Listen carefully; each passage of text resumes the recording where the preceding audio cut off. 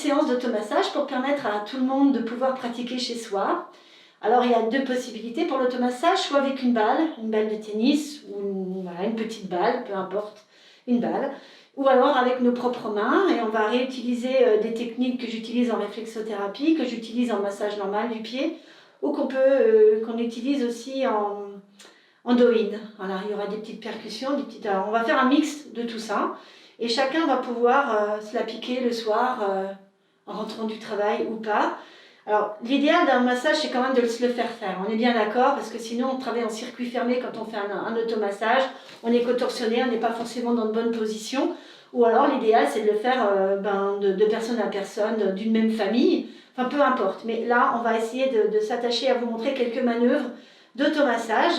Donc, on s'enracine bien. On prend le temps de respirer avant de commencer tout massage, pour faire le vide dans sa tête, pour se recentrer sur soi. Donc on peut faire soit une respiration basique, soit une respiration abdominale pour ceux qui sont plus aguerris. Nous, on va peut-être faire une petite respiration abdominale. Ensuite, on choisira un des produits qui sont là, soit un lait, soit une huile, soit du talc, ou rien. Si on n'a rien, on prend rien. Ça peut être une crème de base, peu importe. Et puis, on se pensera à s'échauffer ses mains, et ensuite, on attaquera le massage proprement dit.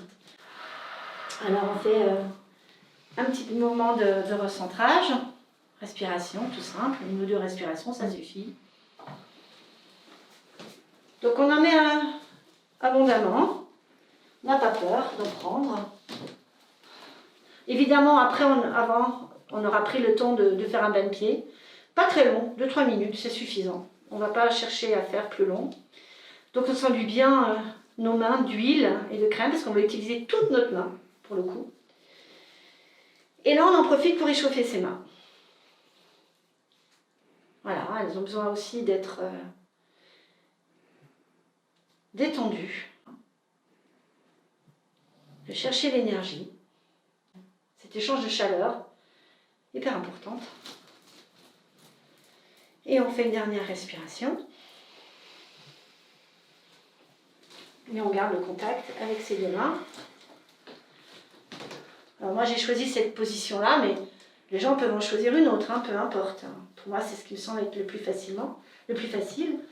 On vient prendre ses pieds, on va commencer de la pointe des orteils et on va remonter jusqu'à la cheville. Et sans oublier le tendon d'Achille. Voilà, on fait ça 2-3 fois de suite. En fait c'est une caresse. Donc on prend toujours les deux mains, on fait le bord latéral après avoir fait le dos, la partie dorsale et la partie plantaire du pied. On vient chercher les parties latérales, voilà, histoire de prendre contact avec son pied.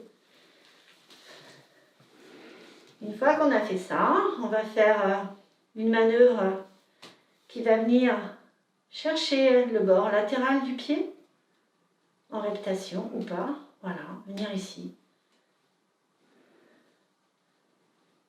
Voilà, et on descend, on vient bien là. Donc pour le coup, on monte tout doucement autour de la malléole. Et on redescend. Et on vient rechercher. Et on vient insister sur ces zones-là. Donc on tourne, voilà. On peut le faire plusieurs fois de suite. Ensuite, on va venir à la base de la tête du gros orteil, ici. Et on va tourner en rond. Une fois qu'on a fait ça, on revient faire une manœuvre de glisser. Et là, on va travailler ses orteils. On vient caresser la pulpe.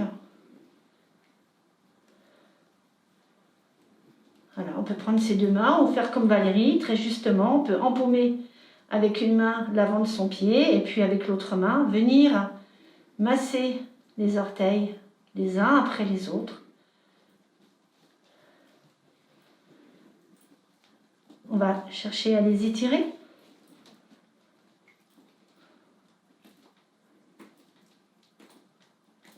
Et on monte. Et on va venir avec ses doigts, passer entre les orteils et appuyer légèrement, vraiment légèrement. Alors il y a des gens pour qui ça sera hyper douloureux, donc c'est pas grave, ils le font pas ou ils trouveront une autre manœuvre. En plus, après, on vient vraiment, hop, Et on refait ça plusieurs fois. On garde toujours un contact avec le pied. Donc la main vient toujours garder un contact. Voilà. Simplement faire des flexions-extensions de ses orteils. Ça fait énormément de bien parce qu'ils sont enfermés toute la journée dans des chaussures, chaussettes, collants de contention, enfin bref. Donc ces orteils, malheureusement, sont mis à contribution. Et là, on va chercher à les détendre. Ensuite, on va venir sur la partie la plus charnue du pied et on va venir avec le pouce masser cette zone. Voilà, doucement, c'est pas la peine d'aller très fort, on peut le faire 2 ou 3 fois, pareil. Ensuite, toujours avec le pouce, on va venir masser cette zone, le creux du pied, la voûte plantaire. Voilà, on le refait. On descend sur le talon. Et là, on l'empompe comme un citron, comme si on voulait presser un citron. Voilà, on le fait bien. On peut le refaire avec le pouce aussi, analytiquement. Voilà, et là, on va serrer son poing et on va venir avec ses phalanges masser un peu plus fort dans le creux de la voûte plantaire jusqu'au talon, jusqu'à la pointe du talon. Une fois qu'on a fait cette partie-là, on revient avec nos 2 pouces et on vient ouvrir les espaces ici. Et là, ça fait énormément bien. On vient détendre toute cette zone-là. Et on va bien jusqu'au bord externe. Hein, on passe bien sur les bords externes et on vient là. Et on vient ouvrir.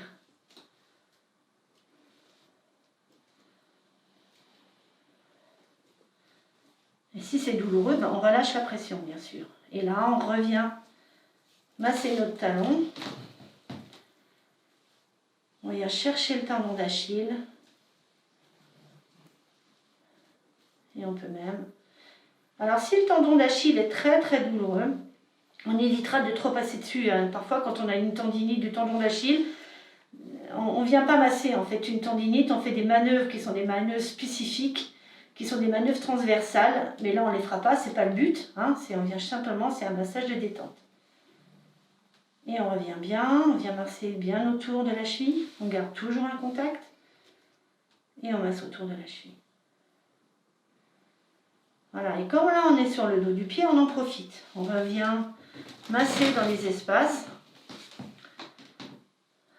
un à un.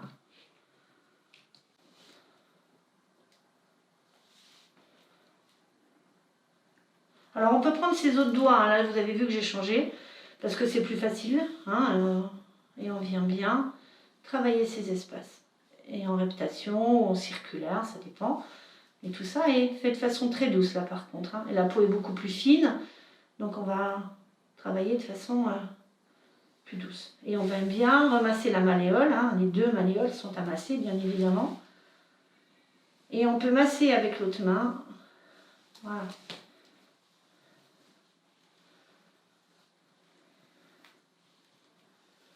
Et là, pareil, on vient peigner.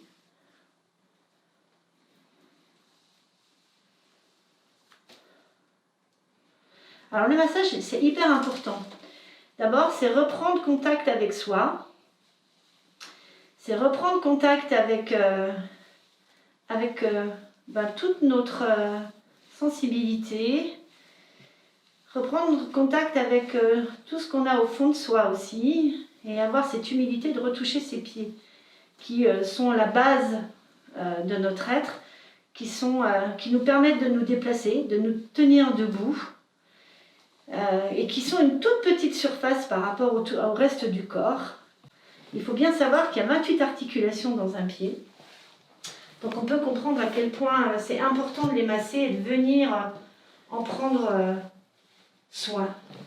Voilà, et c'est prendre soin de soi que de prendre soin de ses pieds, bien évidemment. Et là, on peut revenir chercher sa voûte plantaire. Voilà, ne pas hésiter. Puis après, chacun peut inventer ses manœuvres, hein. Et là, donc, on va balayer.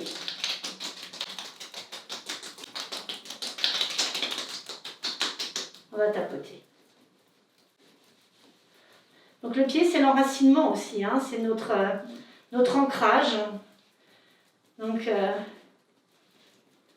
il est important de le sentir vivant. Alors ce qui est fait sur un pied, bien évidemment, va être fait sur l'autre pied.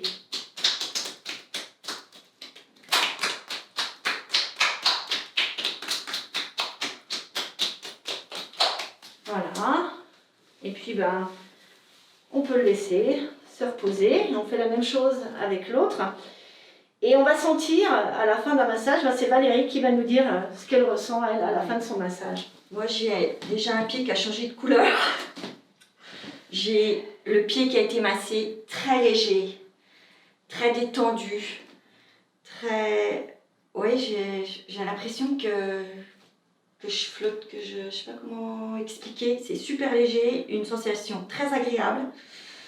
Et on se dit que le deuxième, il a besoin d'être fait. On a la sensation d'une légèreté d'un pied qui est beaucoup plus délié, beaucoup plus souple et réactif. Effectivement, pendant un massage, on arrive à stimuler tout le système neurologique superficiel de la peau. Les petits capteurs qui sont ensommeillés ou endoloris vont d'un seul coup reprendre vie. Et c'est ça qui va donner cette sensation de légèreté. On a réactivé aussi toute la circulation sanguine, la preuve, ça se voit vraiment. Et on a aussi travaillé tout le système lymphatique. Alors c'est ça aussi qui nous donne cette sensation de légèreté et de souplesse. Et si on commence à marcher, on sent qu'il y a un pied qui est vraiment plus souple que l'autre. Et on déroule plus facilement son pied. Donc on a beaucoup d'avantages. Donc on a gagné au niveau circulatoire, au niveau mobilité, au niveau équilibre. On sent que le pied est plus adapté au sol, il tient mieux, il est plus ancré. Et puis aussi, quand on fait un massage, c'est aussi un échange entre une personne et une autre. Quand ce n'est pas un massage, un automassage, c'est aussi un échange d'énergie. Et ça, c'est très important. Donc je donne, mais je reçois. Valérie, vous vouliez ajouter quelque chose? Non, c'est parfait. Il faut vraiment essayer.